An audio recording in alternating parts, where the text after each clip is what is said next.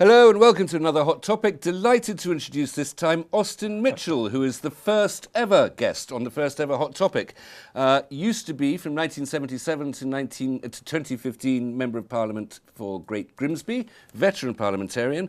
Now, and also I should explain, he's inherited the Prime Minister's cough in the last few weeks. Well, that's right. And I've been brought here from the Museum of Labour History in Manchester to speak a few words. Thank you very much. What's it like being out of the House of Commons after so long? Is it liberating? Well, it's liberating in the sense that I can say what I want and write what I want. But that never stopped you when you were in the House. No, before you're sort of bound by political correctness and bound by what the whips will allow you to say and bound by the party line. Now I can just do anything and say anything. It's infuriating in the sense that watching them make such a mess of it since my superintending eye was removed. I think if I'd stayed on in Parliament, I would now be in the shadow cabinet for at least a week or so. Well, that's quite a long tenure at the moment. But things have got very messy and very difficult since I left. Not my fault. No, I'm not blaming you personally, but let's get on to that. First of all, let's talk about the Labour Party, because that has changed sort of almost the night that you left Parliament. The Labour Party became a different institution under Jeremy Corbyn, and with the massive re-election of Jeremy Corbyn, with this great momentum of people outside the parliamentary party. So is that a sort of a cultural movement and a young cultural movement rather than a political movement? Well, I think it's a reaction to Blairism, which was really a compromise with Thatcherism. It was Thatcherism with a smiling face, really. And while the Labour government did many good things, it didn't do enough for the north and the areas that have been hit by deindustrialisation and loss of jobs. So the Labour Party has reacted against that. I started, really, on the right of the Labour Party as the last surviving Gateskielite when I was first elected. And gradually the Labour Party moved so far right behind me that I finished up on the left. Well, now the Labour Party is moving in that direction. And I think rightly so, because we have, very serious problems about rebuilding industry and about expanding the economy and about generating growth to make people better off and pay for the welfare state that can only be tackled by pretty extensive reforms, and the Labour Party is now pursuing them. So I think it's right what is happening. In your latest book, which is an excellent book, if I may say, Revenge of the Rich, that you mentioned in your introduction that in your time in Parliament you were grateful for the advice and the friendship of people like you. List several names, but one of them is John McConnell. Would you regard yourself as one of those with McConnell, with Jeremy Corbyn, one of that part of the Labour Party? I didn't vote for Jeremy Corbyn, I voted for Yvette Cooper, but I think he's done a good job and he's learning to be a leader, which he never was before. He was just a kind of 100% rebel on every cause. Now he's much more statesmanlike and serious. And I think McDonnell is thinking along the right lines in terms of company reform, in terms of looking at the long term rather than the short term profit, and in terms of redistribution from the rich to the poor rather than what Osborne was doing, depriving the poor to make the wealthy better off. Well, redistribution is not a surprising objective for any sort of Labour Party policy. Well, the whole world is moving that way, actually. But I just want to talk about the cultural following of Corbyn, because I think a lot of the popularity of Corbyn is among the young, and I say this respectfully, but thus the naive, and not necessarily very political. They want to change. But you just described very articulately a great deal of policy. I don't think that a lot of the Labour Party members who are under, say, 25 have read the manifesto. I don't think they've read any manifesto. I don't think there's any party who read the manifesto. It's the Glastonbury crowd that has followed. I never read the manifesto when I stood as a candidate. I wrote my own manifesto, and I think what people want is change. They see that the country's not doing so well. We're seeing that we're being messed about by Europe, which refuses to give way to us. We're seeing that we can't pay our way in the world, and in the face of all that, it's very difficult for the system, the economy as it is, to support the welfare state we've got. It needs to be expanded and rebuilt, and that's a central job. Everybody sees there's a problem. I think only the young are hopeful that something can be done about it.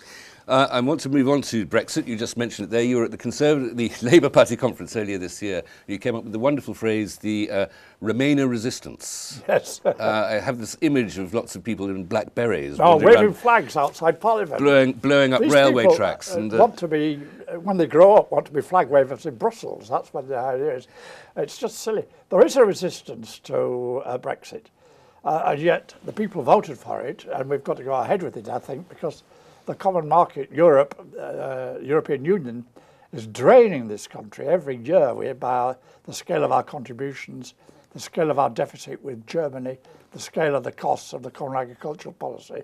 It's a steady drain on the productive power of the British economy, and unless we get rid of that, we're not going to be able to be strong. So something's got to be done. They are proving very difficult to allow us to do it because of this demand that we give them the money first. It's like, no ticky, no turkey. You can't get the laundry back until you've paid for it. Well, if Britain was a country which was benefiting from Europe, had an inflow of money, if we opted to leave in 2019, the benefits would be cut off as soon as we left. Why should the payments we make, since we are net payers in, not stop at the same time? Well, because it's like, once you've had your meal, why should you then have to pay afterwards when you're not going to get anything back for it? There are pensions to be paid. There are contracts made. There are promises engaged in. You suggest that we should pay billions out to maintain the pensions of fat Eurocrats and Euro MPs. Of those to whom we have promised a pension, if we leave, the payments stop there.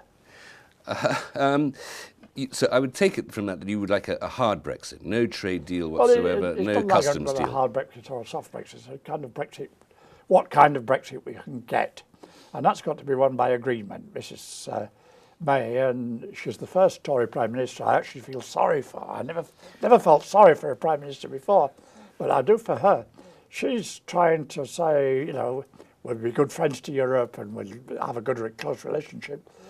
Please let us go and let us carry on our entry to the single market. That would be a soft Brexit, I suppose, but a hard Brexit isn't going to happen because eventually they cannot exile us, isolate us and cut us off from trade just to get vengeance for us leaving. Well, are you sure they're even bothered? Because we represent... Oh, they're bothered.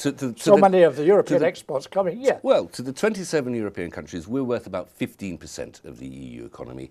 To us, they're worth about 47% of our economy. So what? They are worried about... So what? Well, but then they're much more important to us than they are... If we stop buying German cars, if we stop buying French wine, if we stop buying Italian Prosecco... Then they could live with a 15% cut. They'd suffer, but not nearly as much as we'd suffer. We're by saying that we're willing to have a hard Brexit, we're saying we're willing to shoot ourselves. That's not true.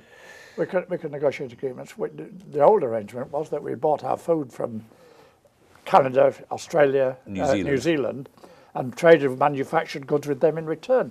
There's no reason why we shouldn't go back to that kind of trade.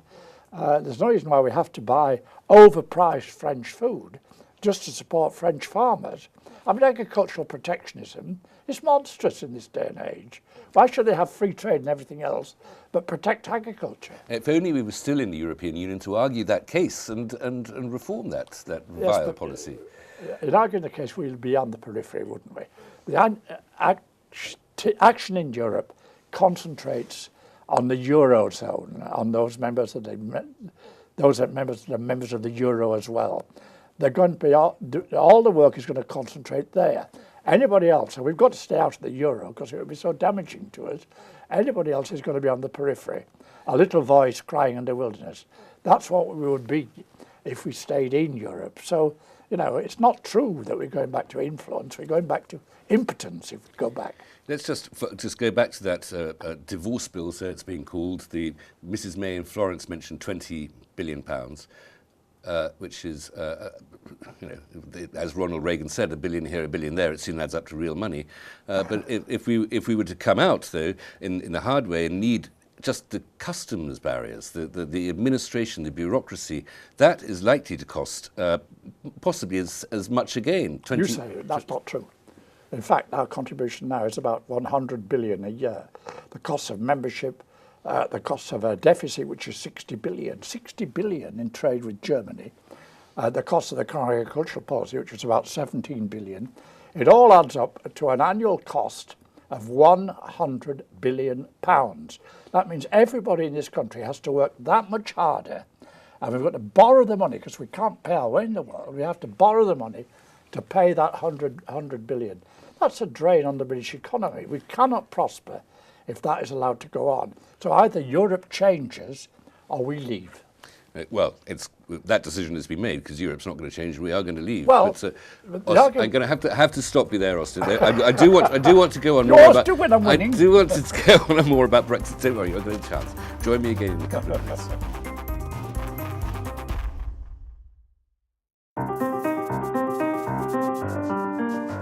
Welcome back. I'm still with Austin Mitchell, former Member of Parliament for Great Grimsby and now sort of statesman at large. That's right. Observer of the television. I sit there and watch the parliamentary debates. I think, no, no, no. Oh, I think we all shout at the nothing television. I can do.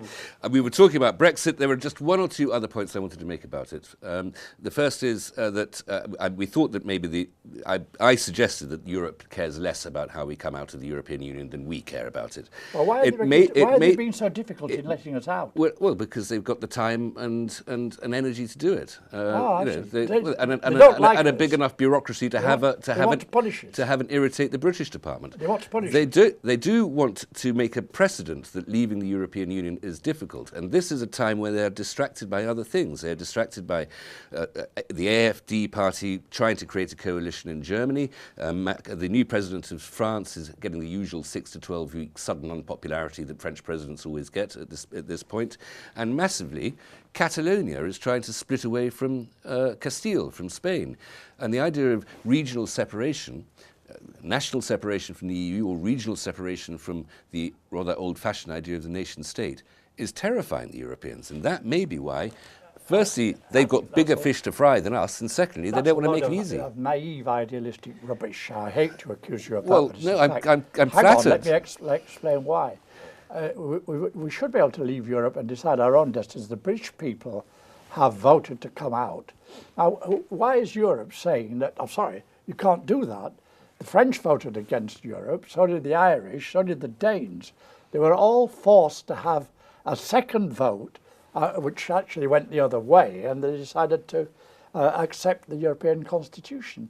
Now, they're not going to impose that on Britain, and they're not going to create goodwill with the British people if they continue to be so hostile to our departure and continue to make things so difficult. This has got to be an agreement between adults, not one side punishing the other.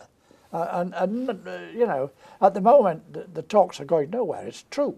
But the hope is clearly that we shall get so fed up of all the difficulties that we'll say, oh, I'm sorry, let's go back. But if we go back, what happens then? We go back to being on the periphery. We go back to being heavy payers and heavy contributors. We go back to a situation in which we have very little influence. And we go back to a situation in which the British people are going to be particularly angry about the way we've been forced back. You see, you mentioned that there should be no second referendum, and I know that the Liberal Democrats especially are advocating that, but there are other voices too. And if the first referendum is the voice of the people, because the 2016 referendum was the second referendum, wasn't it? The 1975 referendum was the first. Which was a referendum on the government. And they didn't particularly like the Conservative government, and they didn't like austerity, and they didn't like the fact that their living standards have been frozen. The 2016 referendum? The election I'm talking about. No, I'm suggesting that last year's referendum on Europe was the second European referendum, and that the 1975 referendum was the first European referendum. Yes, that's not binding again forever, is it? That's but 40 years ago. But is the 2016 one binding and forever? Because I don't see how that can be. If a referendum isn't, why no third referendum? It requires the British government to negotiate to come out. That's what the British people have said. We want to come out, and the British government has to fulfil that. If it can't fulfil it, it's got to come and say, I'm sorry. They won't let us do it. They're going to be so nasty, so vicious, they're going to destroy us if we try and leave. Is that any stance for a British government to take? I'm not answering the questions here. Don't say. Come March 2019, WTO rules say, let's say that's what we're going to, and the trade with Canada and New Zealand that you suggest, will the planes be on the ground? Well, they're not going to impose on us worse terms than they've given to Canada and than they've given to the other countries with whom they've negotiated trade agreements. We're going to get a trade agreement. I don't know what form it's going to take, but it's going to be as near free trade as possible. But it's going to allow us to control our own destinies and decide whether we want to buy overpriced French food or we want to buy food from New Zealand and Australia and Canada. It's going to allow us to make those decisions. It's going to allow us to, continue to export to Europe and them to export to us.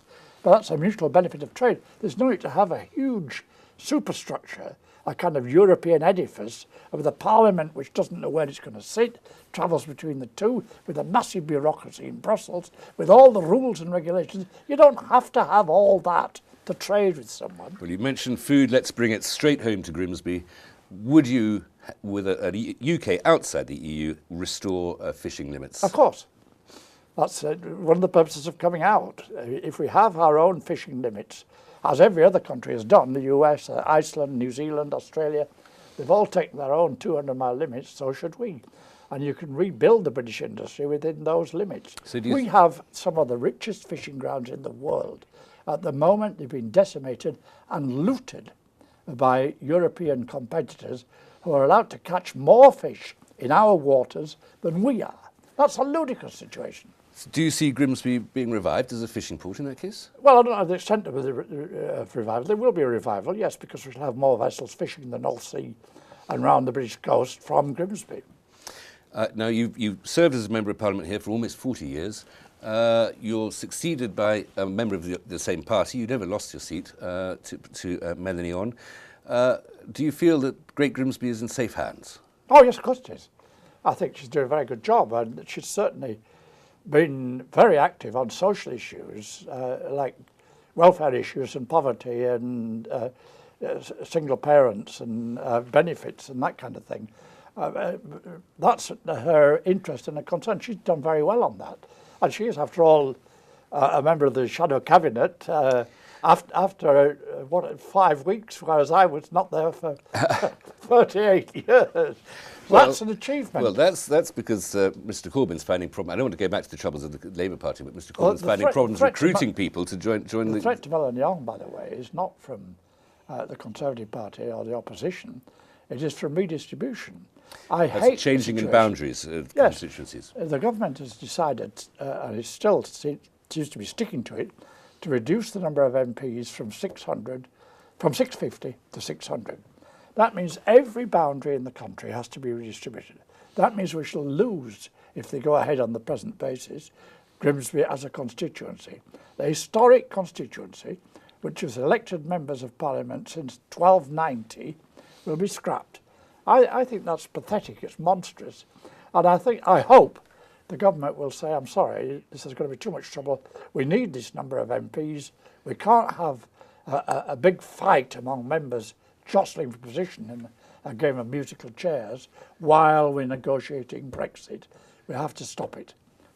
Well, I will come back to that in a moment, and especially the number of MPs. But I did just want to ask the question about Melanie On's position as somebody who wished to remain. It's very difficult to know what Jeremy Corbyn's view on Europe is, because it's an old Labour regarded as a capitalist club, New Labour regarded it as a sort of an enshriner of rights. But she's not a Corbynite. She resigned once from a shadow government position, along with so many other people from the Corbyn leadership. And she then, after Corbyn's surprisingly good result in the 2017 election, she sort of has no choice but to accept another shadow portfolio. Well, what's wrong with that? Because somebody's got to do it, because the Labour Party shadow government would be unmanned if they didn't do it. So she's in an impossible position, isn't she? I don't think so. I think she's expressed her disagreement with her leader and accepted a job. Did well in the 2017 election. He consolidated his position. He's emerging as a leader, and a very effective leader, rather than a pursuer of 100 causes all over the countryside. And he's coming out very effectively. He's leading the party in a direction which it wants to go and which the electorate want it to go. That's the job of a leader. At the moment, in opposition, there's no need for the parties divided on Europe. Of course, both parties are, but there's no need for him to exacerbate those divisions and say, we'll do this position, we'll do that or the other. All he has to do is keep criticising the government. Now, if the government falls, there'll be an election. Labour might well win. That's the nature of politics. There's no need for him to declare what his position is going to be, because we don't know what we're going to get out of Europe, what they're going to allow us to do. But is it the obligation of his members of parliament to do what he tells them, to do what the leader tells them to do? Because you never noticeably felt that. Well, I mean, I can't see what you're on about. The job of the opposition is to oppose. At the moment, the government is in difficulties. We're opposing vigorously, and that's the nature of the game. I think, personally, that we'd be better, this country would be better, because both parties are split. Both parties are divided, and the electorate doesn't like any politicians particularly, to have a system of proportional representation. Because proportional representation gives every part, every section of a party a fair share of seats, and it puts the politicians on a much shorter leash, which is where the electorate, where the people want them to be. Austin, quickly mention the title of your latest book. What's it called? Revenge of the Rich, it's called. Austin it's about the redistribution to the rich from the poor. Austin Mitchell, thank you very much for coming in, as always. Join me again for another Hot Topic next week.